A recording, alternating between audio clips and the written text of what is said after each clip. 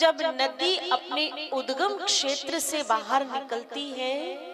तो रास्ते में बहुत सारी बाधाएं, बहुत सारी परेशानियां, बहुत सारे विघ्न, न जाने कैसी कैसी कंटीले, पथरीले, रेतीले रास्तों से गुजरती हुई वो नदी, वो सरिता बहती है बंधुओं,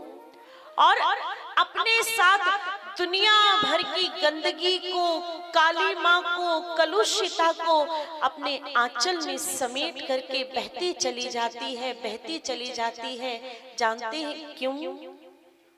क्योंकि उसे भरोसा है, उसे विश्वास है कि जिस सागर से मैं मिलने जा रही हूँ, जिस सागर से मैं अपने जीवन को समर्पित करने जा रही हूँ, वो सागर बहुत महान है,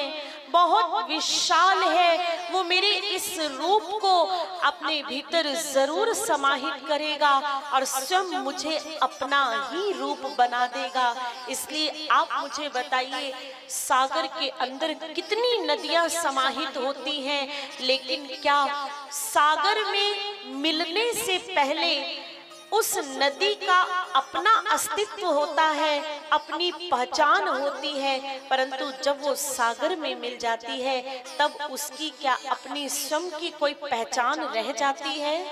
क्या उसका अपना स्वयं का कोई अस्तित्व रह जाता है? नहीं, सागर में समाहित होने के बाद वो नदी स्वयं सागर रूप हो जाती है। बस यही कार्य, यही चीज आध्यात्म मार्ग में हम सभी जीवात्माओं को समझने का प्रयास करना है बंधुओं। हमारी जीवन रूपी ये सरिता भी, हमारी जीवन रूपी नदी भी न जाने युगों युगांतरों से, जन्मों जन्मों से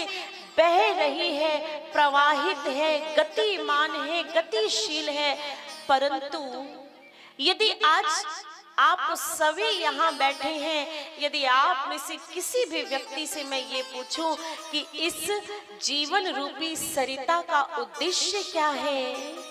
इस जीवन रूपी नदी का लक्ष्य क्या है, आखिर किस वस्तु को प्राप्त करने के लिए हम दिन रात एक कर दे रहे हैं, सुबह से शाम, शाम से रात दौड़े चले जा रहे हैं, दौड़े चले जा रहे हैं, दौड़े चले जा रहे हैं, ना रुकते हैं ना थकते हैं। लेकिन फिर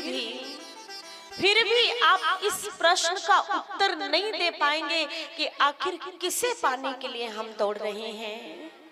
आखिर किसकी प्राप्ति के लिए हम इतना प्रयास कर रहे हैं। बंधुओं, ये पुराण, ये कथाएं, ये शास्त्र, ये वेद, ये उपनिषद, ये सभी हमें हमारे जीवन से जोड़ने के लिए आते हैं।